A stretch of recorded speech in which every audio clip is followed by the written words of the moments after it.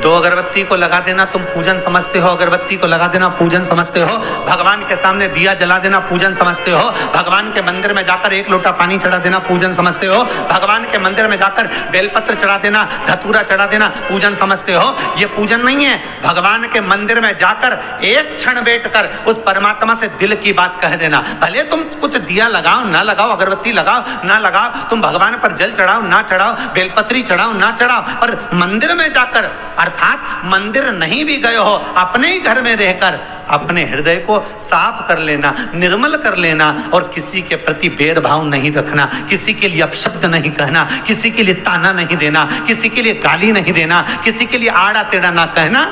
ये पूजन से बढ़कर भी पूजन है साहब। आपके घर में जो दीपक होता है, दिया जो आप प्रज्वलित करते हो, तेल का दिया अगर आपको लगाना रहता है तो वो दिया अलग ही रखें। घृत का दिया अगर आपको लगाना है तो वो अलग ही रखें। घृत के दिए में तेल का दीप नहीं लगाना चाहिए और तेल के दीप में घृत का दीप नहीं लगाना चाहिए। कई लोग कहते हैं, कई लोगों का एक प्रसंग रहता है, महाराज जी गुरुदेव हमारा इतना सा कहना है कि हम मंदिर जाते हैं, रोज दिया लगाने जाते हैं, हम भगवान को रोज दिया लगाते हैं, पर एक बात समझ में नहीं आती, हमारे सालों निकल गए दिया लगाते लगाते, उसके बाद भी मैं दुखी क्यों, भगवान ने मेरे क्यों नहीं सुनी।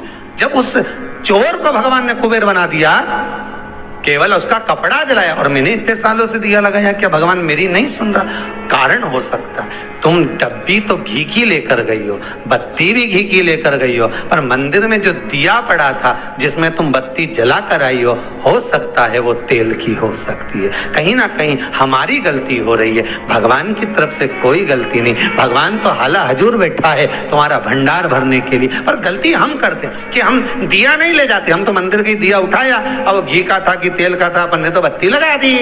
पर पहले की माताएं कितनी चतुर होती थी, आटे का दिया लगाती थी कि वो दिया नया बनाओ, जरा सा आटा उसना है, रोटी बनी रही है, उसमें से दिया निकाला लगा दिया। नहीं लगाना, दीप नहीं है।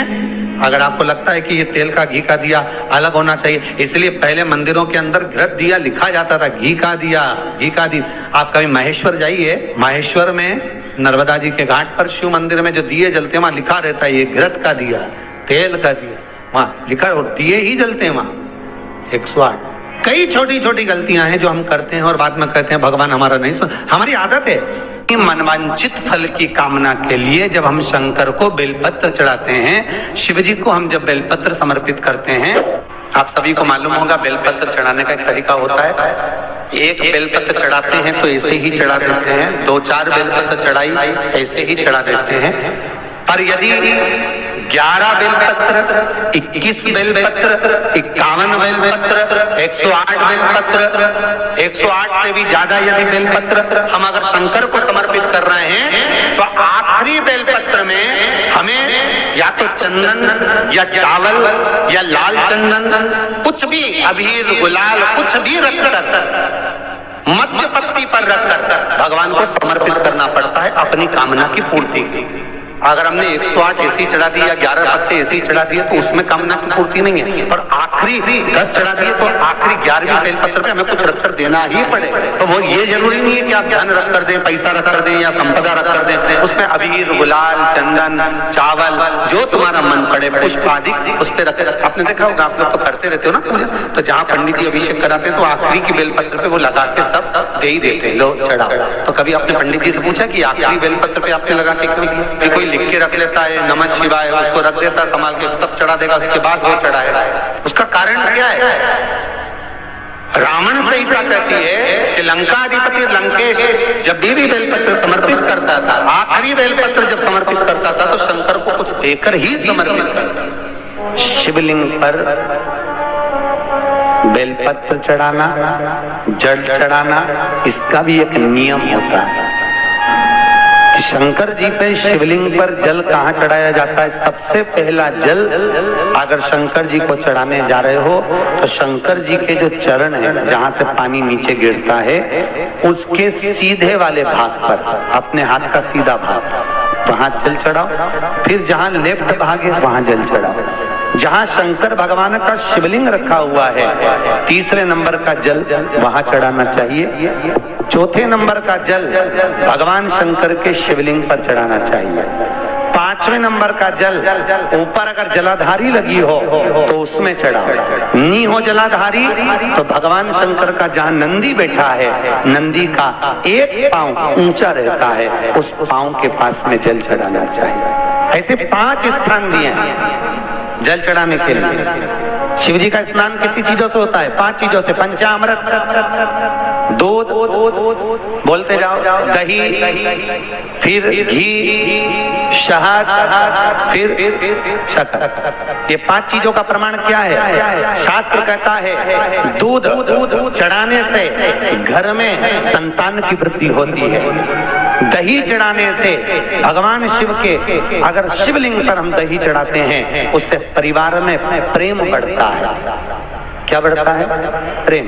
फिर घी चढ़ाने से हमारे घर से रोग दूर होता है। शहद चढ़ाने से, भगवान शंकर पर जो शहद चढ़ाया जाता है, वो चढ़ाने से घर में संपदा की वृद्धि होती है। और 5वें नंबर पर भगवान को शक्कर, खांड जो आप जानते होंगे, शक्कर आदि पिसी हुई चढ़ा देने से, शिव जी को चढ़ाने से हमारे घर के बच्चे जिद्दी नहीं होते। हिंदू धर्म की रीति है, जिस पात्र को हम जल चढ़ाने लेकर जाते हैं, उस पात्र में भगवान के चरणों का जल लाते हैं, खाली पात्र नहीं लाते।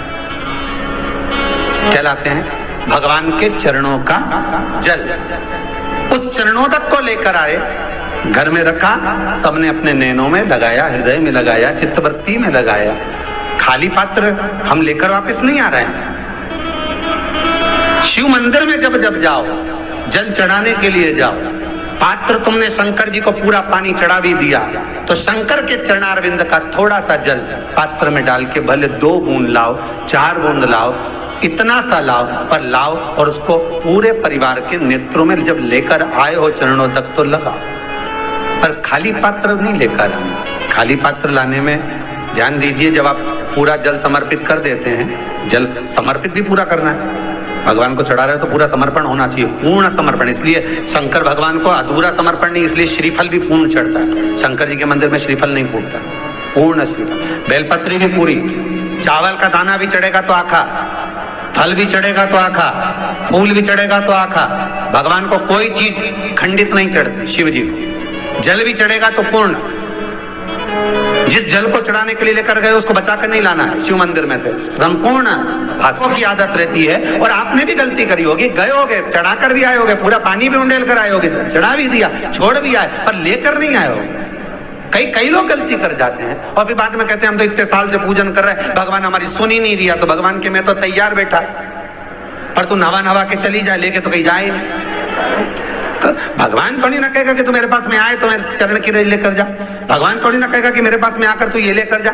भगवान तो कहेगा मेरे पास में आया है, मांगना कुछ मत, बस मुझे जो स्नान कराया है, मेरा चरणों तक लेकर जा, छीट दे पूरे घर में, संपदा भरना मेरा काम है। जहां मेरी चरण की रज पहुंच गई, वहां संपदा स्वतः पहुंचती है, मैं वहां पहुंच जाता हूं। तो चरणों तक ले जा। पर लोग ले जाते हैं, पूजन करते, कलश भी उंडेलते, जल भी चढ़ाते, पर आते समय खाली लेकर आ जाते। भगवान को इतना बुरा लगता, मेरे दरवाजे से खाली जाए, मुझे कितना बुरा लगेगा। जो आए वो भर कर जाए, भले 2 बूंद लेकर आओ, पर उसमें चरणों तक थोड़ा सा लेकर अवश्य आए। उसी तरह जल चढ़ाने के बाद हम जब लेकर आते हैं पात्र के अंदर, ये उसमें उसकी